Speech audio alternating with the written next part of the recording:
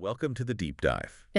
In this world just overflowing with information, it's easy to feel completely swamped, right? Yeah. Always playing catch up, never feeling quite fully informed. Absolutely. It's a constant barrage. But underneath all that noise, there's usually this real desire for clarity, for something that actually cuts through. Some solid ground. And that's really what we're trying to do here today. Okay, let's unpack this. We're taking a deep dive into Manly P. Hall's 10 Basic Rules for Better Living. Now, this was first published way back in 1953. A while ago. But it's been re-released recently by the Master Key Society.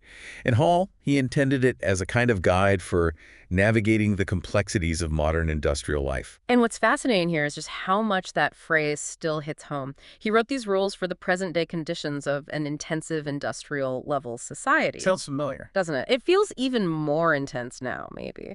So our mission today is really to pull out the wisdom from these rules, the kind of stuff that can genuinely make your life, easier and more purposeful. Right, focusing more on that internal shift rather than just chasing external goals. Exactly. It's about transforming from the inside out. Okay, I like that. A powerful starting point. So let's get into Hall's framework, this idea of cultivating inner strength, ethical living. Where do we begin? Well, the first part is all about mastering that inner world, thoughts, emotions, well-being. Got it. And rule number one. Rule number one is stop worrying. Okay, straight out of the gate with the tough one, because, a lot of people think worrying is being thoughtful or responsible. They do. It's a common mix-up. But here's where it gets really interesting. Hall just flat out calls worry a destructive, unproductive habit. Not just neutral, but actively bad. Precisely. He makes this really crucial distinction. He says, the thoughtful person plans solutions, but the worrier merely dissolves in his own doubt. Think about that. Dissolves in doubt. Yeah. Yeah. Worry isn't action, it's paralysis. And he lists the effects. Worry undermines health, definitely annoys all others. We've all been around that person. Oh, yeah. It impairs judgment and can even spiral into hypochondria. He even tells this little story about an old Greek philosopher who was basically worried sick by the thought that worrying does no good. It's like a snake eating its own tail. Yeah, a vicious cycle. Totally. So the antidote isn't ignorance. It's taking a frontal attack upon the cause, finding deep and abiding faith, using wisdom to solve problems, and crucially, having courage to act. So worry is the passive dissolving, thoughtfulness is the active engagement. You got it. That's the core takeaway. Choosing action over angst. Okay, that sets a strong tone. Let's jump to rule number 5 then, which feels related. Learn to relax. Hall seems pretty intense about this one too. He really is. He says, great tension is an abomination. Links it directly to acting stupidly and being perpetually on the verge of a nervous breakdown. That's quite a statement. It's strong language, isn't it? And he frames relaxation not just as nice to have, but as a moral duty. A moral duty? Why? Because, he argues, it actually increases efficiency and it protects your health, which you have a duty to maintain. He's big on avocational interests. Hobbies, basically. Things you do just for joy. Right, things outside of work. Yeah, he saw those as genuinely therapeutic. And here's a key point. Relaxation for Hall isn't just, doing nothing. It's about transferring the point of attention to that which is pleasurable and interesting. So it's an active shift, not just stopping. Exactly. He even mentions Muhammad reportedly dividing his day, 8 hours work, 8 hours rest, 8 hours self-improvement, a balanced approach to avoid burnout. So the surprise here is relaxation as a strategy almost for being more effective. Precisely. Not a weakness, but a strength. Yeah. A necessary recharge. Okay, that really reframes things. What about rule 6? This one sounds a bit lighter. Cultivate a sense of humor. Hall calls it a saving grace. But he's specific about what kind of humor. Right. What does he mean by genuine humor? Not just any joke. No, not at all. For Hall, genuine humor is kindly, gentle, observing, and stimulating. The key is being able to laugh with the world and not at the world. And importantly, laughing at yourself. Okay, so it's not about being mean or sarcastic. Definitely not. He contrasts it sharply with humor that's bitter, cynical, or critical. He believes that kind of humor just drags everyone down. Real humor, he says, adds flavor to work, zest to play. It relieves body tension, and it actually inspires confidence. It shows you have some security within ourselves. Like you're comfortable enough to not take everything deadly seriously. Exactly. He even mentions court jesters. Their historical role was often to speak truth through humor, but usually without malice. Think Mark Twain, Will Rogers, that kind of observant, gentle wit. So true humor comes from a place of inner balance and kindness. That's the core idea. It's a sign of a healthy perspective. Got it. Now let's pivot slightly to something less humorous. Rule number 9. Beware of anger.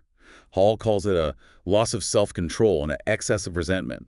Leads to ill-considered words and ill-advised conduct. We've all seen that happen. Oh, absolutely. And this raises an important point about self-mastery. Hall sees anger, much like worry, as a habit. A habit. Interesting. Yeah, a pattern that can be redirected and re-educated. He doesn't hold back on the downsides. Anger disfigures oneself. Think about how people look when they're enraged. It diminishes the regard others have for you. And, critically, it can create a situation which will require years to remedy. One outburst causing long-term damage. Right. The cost can be huge. So his advice is very practical. State our case simply and quietly. Strive for calmness and character integration. He hammers home that old truth. 2 wrongs never made a right. So managing anger isn't about suppression, maybe, but about redirection, choosing a better response. Exactly. It's about recognizing it as a destructive force, a self-inflicted wound, really, and choosing integrity instead. Mastery over reactivity. That's a huge challenge, but crucial. Okay, let's shift gears now to how we interact with others. Ethical conduct, healthy relationships. This seems like a natural follow-on. It is. They're deeply connected. So rule number 2, stop trying to dominate and possess your friends and relatives. Okay, what does that mean in real life? Hall says trying to dominate is very debilitating and leads straight to personal unhappiness. Why? Well, he explains it very clearly. It's simply disappointing to attempt to possess and dominate persons who immediately resent and combat our dictatorial tendencies. It's human nature to push back against control. Right, it sets up conflict instantly. Immediate conflict, he says. And if you keep doing it, the end result is often a lonely and loveless life because you drive people away. So what's the alternative Hall suggests? It's about respect, really. Right. Recognizing the rights and autonomy of others, saving your advice for when it's actually asked for, building relationships that are truly voluntary. Voluntary based on mutual respect. Yes. You earn respect through your own conduct being friendly, kindly, and just a little impersonal. The focus shifts to self-possession, managing yourself, rather than trying to possess others. Control yourself, not others. A recurring theme. Very much so. The core insight is that real connection thrives on freedom, not control. That's a great reminder for, well, pretty much everyone. Okay, next up, rule number 8. Never intentionally harm any other person. Seems fundamental, right? Hall says ruthlessness never bears good fruit. It does seem basic, but what's fascinating here is Hall's focus on the internal effects of causing harm. Not just the external consequences. Exactly. He argues that harming others, or even just holding on to grudges, it actually threatens mental balance, emotional integrity, and physical health. It leads directly to misery and deep regrets within yourself. So hurting others hurts you. That's the essence of it. He says happiness is a byproduct of good living. Your actions create your inner state. Plus, he points out, your conduct is always an example, especially for your family. It's about living with integrity, both for others and for your own well-being. That internal coherence idea is powerful. Okay, and now rule number 10. Hall apparently thought this was the most important one. Never blame others for our own mistakes. Why is this one so crucial? Well, this really gets to the heart of personal growth, doesn't it? Hall's point is that blaming others completely shuts down the possibility of self-correction. If it's always someone else's fault, you never learn. You stagnate. Exactly. He has this powerful quote. Others can hurt us only while our own inner life is too weak to sustain us in the presence of trial or test.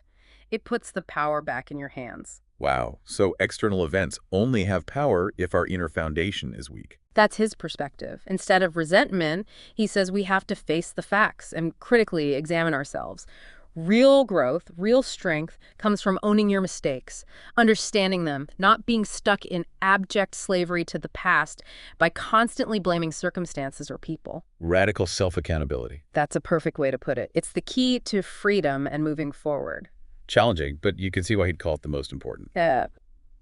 Okay, let's wrap up this exploration with Hall's thoughts on redefining success and purpose.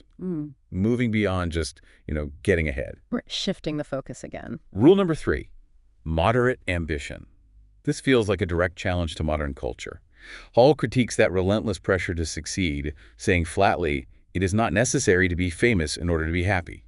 That cuts deep for a lot of people, I think. It really does. And he spells out the cost of what he calls uncontrollable ambitions.